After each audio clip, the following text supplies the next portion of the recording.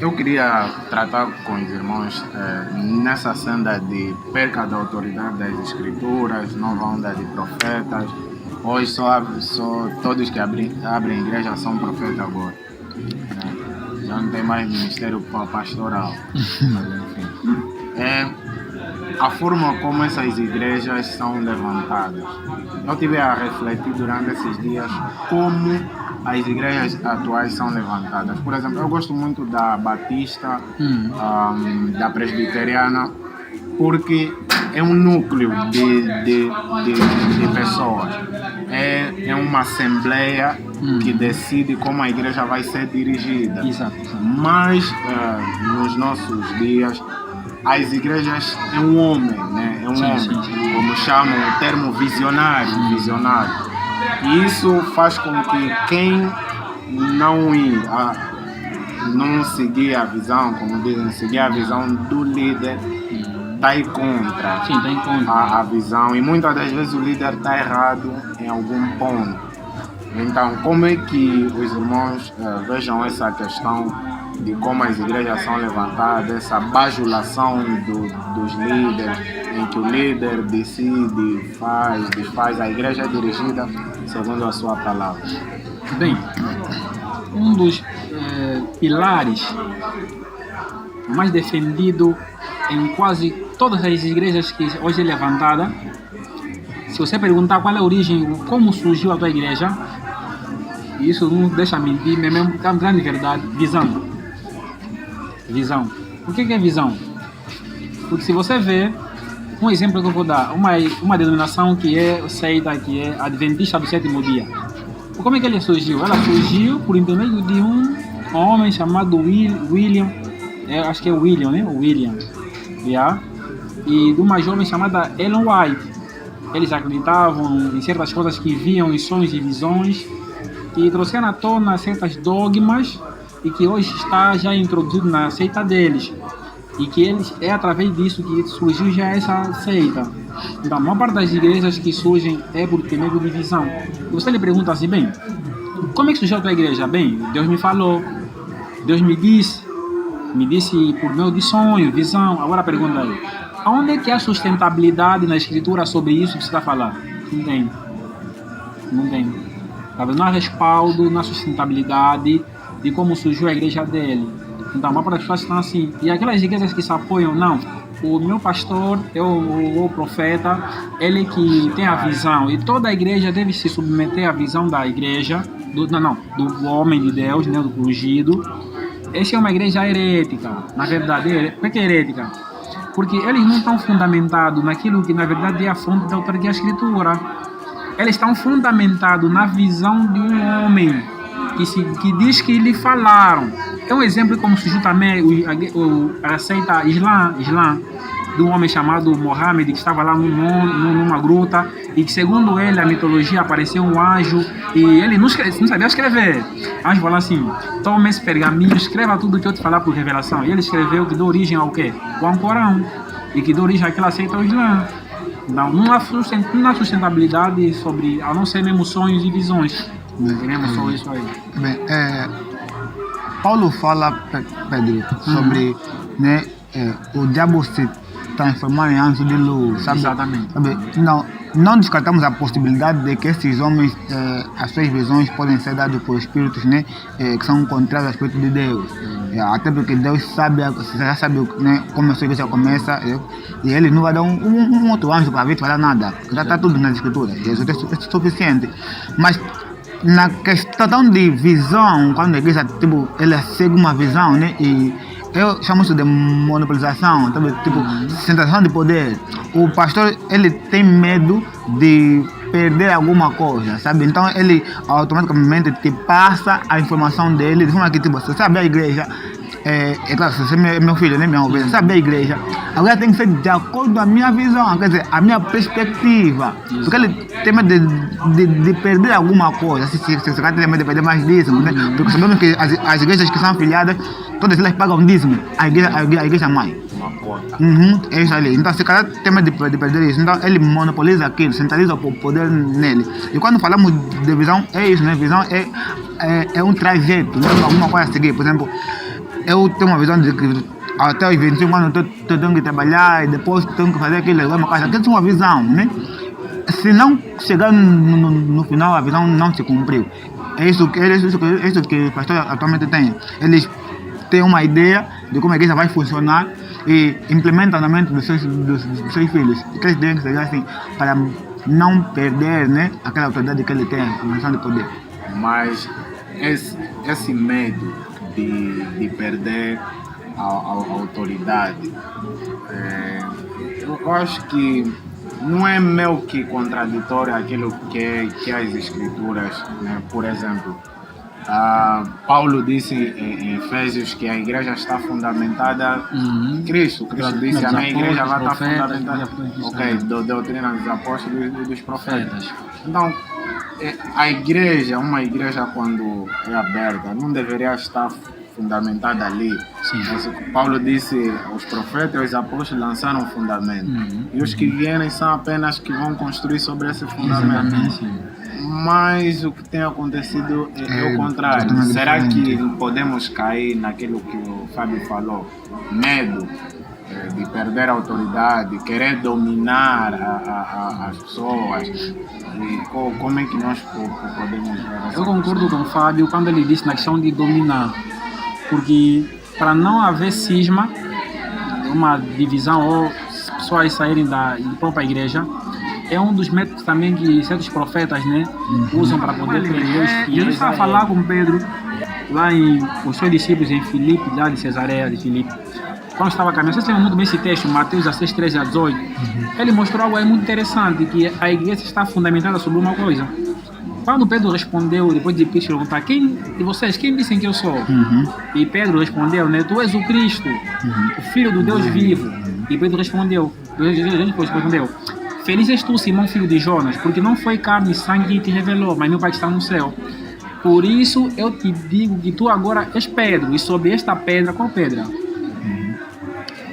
Usou alguma linguagem figurada. Pedro, sobre esta revelação é a base, o fundamento que vai sustentar a minha igreja.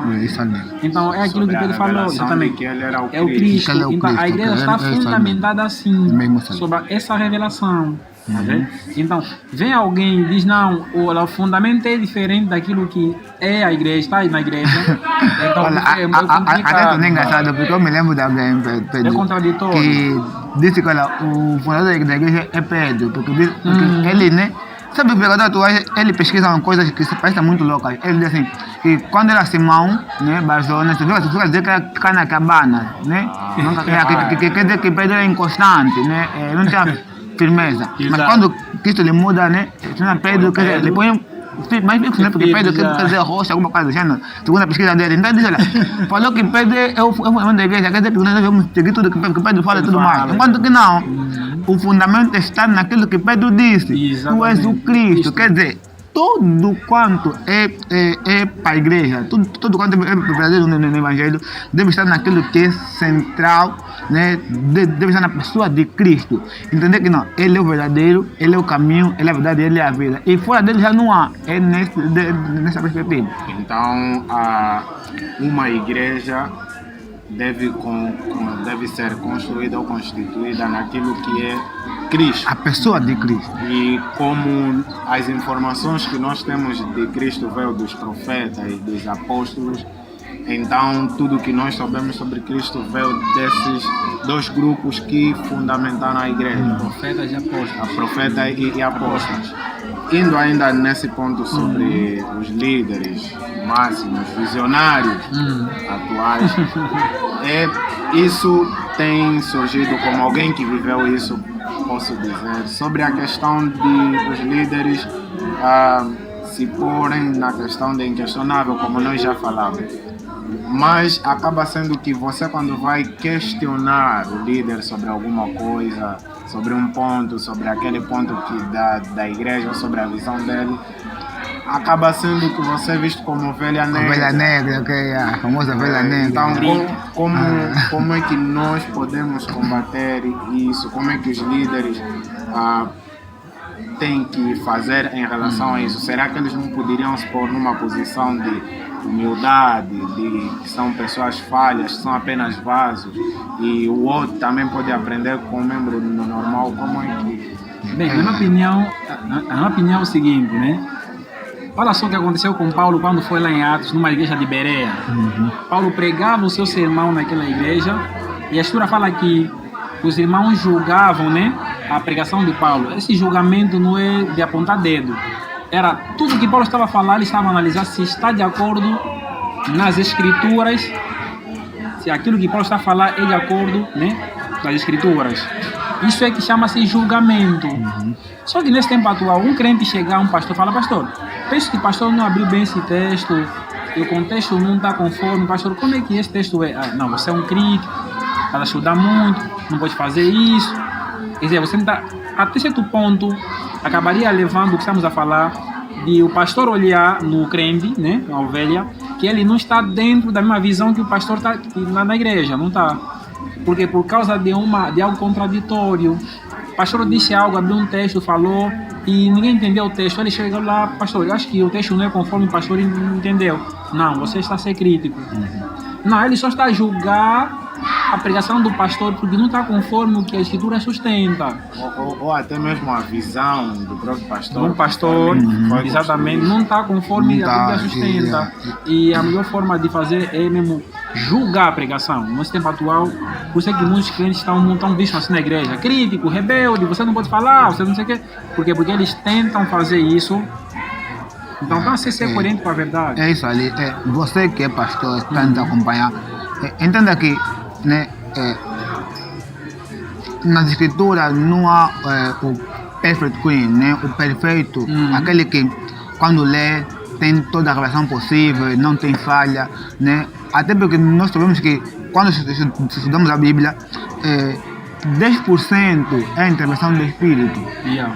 O resto é o que a gente pesquisa, né? Precisamos pesquisar, mesmo a fundo. E também ter aquela humildade de saber que não, eu posso errar nas minhas pesquisas. As minhas fontes podem estar erradas. Eu me lembro, né, numa igreja onde eu frequentei, eu tive muito combate com o pastor Pedro, Carlos, porque o pastor, ele criava durante um mês uma frente de atividades só sobre libertação e tudo mais. Eu ficava perguntando: calma, se estamos em Cristo, por que precisamos sempre lutar para ser libertos de alguma coisa? Porque quem está em Cristo, né, não é preso de nada.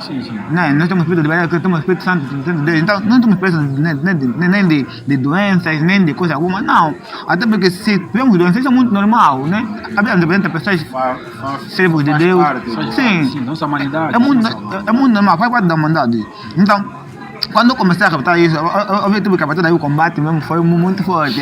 Como disse, o combate foi muito forte. Até porque eu vi o pastor ele a esforçar o texto, né, para me lançar, não altar, para me lançar e defender a sua tese. E eu vi que esse tipo de coisa não se faz, né? Porque se você é pastor, também precisa saber que você é um homem.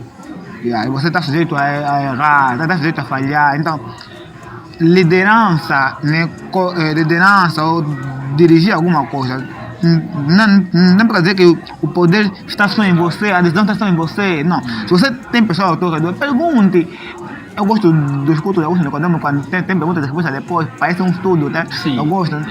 Não são aqueles que lança, depois terminamos aqui o culto, cada um para a sua casa. What?